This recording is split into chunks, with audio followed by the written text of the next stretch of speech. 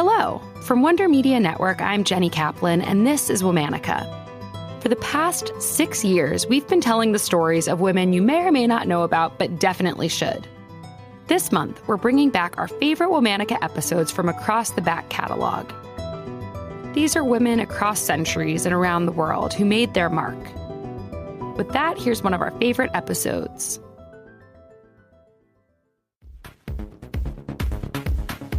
Hello. From Wonder Media Network, I'm Jenny Kaplan, and this is Womanica. We're celebrating Pride Month with icons, supreme queens of queer culture. Some are household names, others are a little more behind the scenes. All of these people have defied social norms and influenced generations of people to be unapologetically themselves. Today, we're talking about a couple that became a pillar of their 18th century English community. They ran a popular business together and were devoted partners. That is, until blackmailers outed them. Let's talk about Mr. and Mrs. Howe. Before Mr. and Mrs. Howe were a couple, they met as teenagers. They quickly decided they would marry and live together.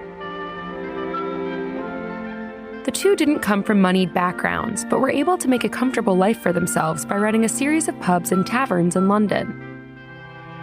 Mr. Howe served as a parish constable and served on juries, roles that many respectable gentlemen of the time held. By 1745, the couple had purchased the White Horse pub on Poplar High Street. Mr. and Mrs. Howe did most everything themselves. They didn't have staff at the pub, so they would draw the beer and lug out pots themselves. They also didn't have any servants in their home, which was unusual for a couple of their stature. More unusual was that they almost never hosted friends in their home. No dinners, no luncheons. It seems as though the secluded lifestyle was by design. In fact, Mr. Howe had been blackmailed for years, paying a fee of about £10, more than £2,000 today, to an old acquaintance in order to keep a secret. By 1766, Mrs. Howe had become very ill. She went out to the country to stay with friends and heal, but eventually she died. Mrs. Howe's death left Mr. Howe alone after more than 30 years together, and that's when the blackmailer struck again. She's sometimes referred to as Mrs. B or Mrs. Bentley, and this time she hired 2 men to pose as officers of the court and take Mr. Howe into custody for an alleged crime. The officers said Mr. Howe was charged with a robbery from decades earlier, but that wasn't true. Really, they were demanding an exorbitant payout of £100, or else they would hang Mr. Howe. Because, they said, they knew Mr. Howe was not the man everyone thought. This is largely what makes the story of Mr. and Mrs. Howe so iconic and remarkable. Throughout the 17th, 18th, and 19th centuries, there were plenty of tales that captivated society about women dressing as men. There was even this concept known as female husbands, where women lived as men for relationships, or any other reason really, and thus enjoyed the privileges of society that they otherwise would have been denied. In the press and writing since then, Mr. Howe became one of the model examples of a so-called female husband.